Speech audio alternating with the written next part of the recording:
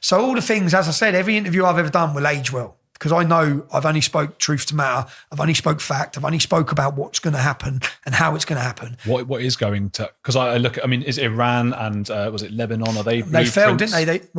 If you look at what happened, the Red Green Alliance, the alliance of the Islamists with the far left. When I say the far left, I'm not talking about the average person who's left wing, because I don't.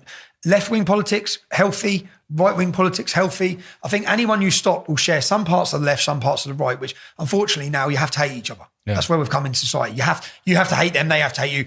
But far left politics, the far left have aligned, and when I say the far left, the staunch communists and Marxists who wish to break the entire system to rebuild it. Yeah, they need to break the system. Now, well, who's going to align with them to break the system? The Islamists. Because they all want to break the system. They want to replace it with Sharia law, and they want a communist state. So as we saw in Lebanon, and history, why don't we learn from history? Yeah, Iran as well. Iran. So the left, so anyone listening, the left aligned with the terrorists and the jihadists, and they worked together to bring down the system, to break down the country. It's what you're seeing on these Hamas demonstrations, okay? You're seeing the communists and Marxists, they're all joined with the Islamists, they're all friends all of a sudden. And the far right, the Nazis, they all come together. They all hate Jews, so they're all together. They're all, like Nick Griffin sitting around a table with Muslim radicals now, all having a laugh at that, because they hate the Jews. So they're all coming together, and as they come together, as they did in Lebanon, as they did in Iran, they overthrow, and who gets killed first? The left. Yeah. They killed them all, you fucking morons. They're going to execute you. You're siding with people who despise you. Jihad is not just for Jews. Jihad's for every non-Muslim, including you lot. You communist, Marxist knobs. It's like, I just don't think, have you not looked at history? Have you not learned a single thing? There's 55 countries in the world, 45 countries in the world that Islam has come into as a minority, and then it's dominated and it's caused war. There's not one single country in our history that has peacefully coexisted. Ever. Why do you think Europe's going to be any different? You morons. Afghanistan, 99% of the Muslims in Afghanistan want Sharia law. What do you think? 100 of them come to the border and they leave it behind. They come into the country, as you'll see in our new documentary, and they bring those intolerant medieval views of women with them.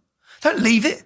And then when you allow the funding to come from Saudi Arabia, Qatar are the biggest exporters of terrorism in the world.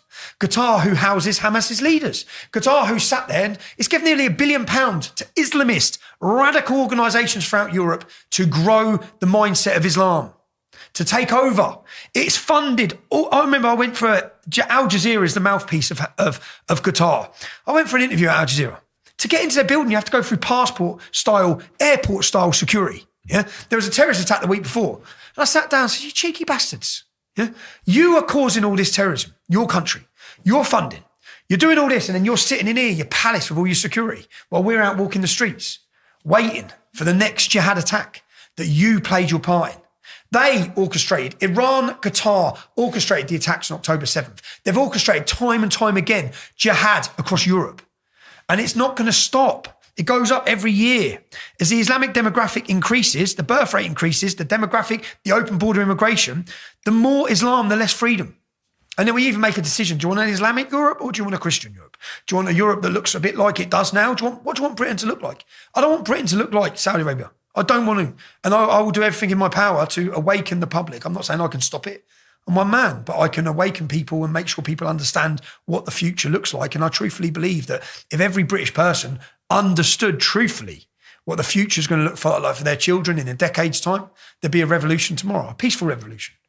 But there has to be a response to what we see. To what we're seeing is totally against the interests of the British public. It's against the interests of British people, as in the decisions our governments are making, the globalist decisions that they make, the open border mass immigration, the replacement of European people. It's total, and again, all these conspiracy theorists. No, there's a 177-page United Nations document on population replacement. It's planned. They just tried to bat us all off as conspiracy theorists, thinking the majority of you won't take 2 minutes to research what they're doing.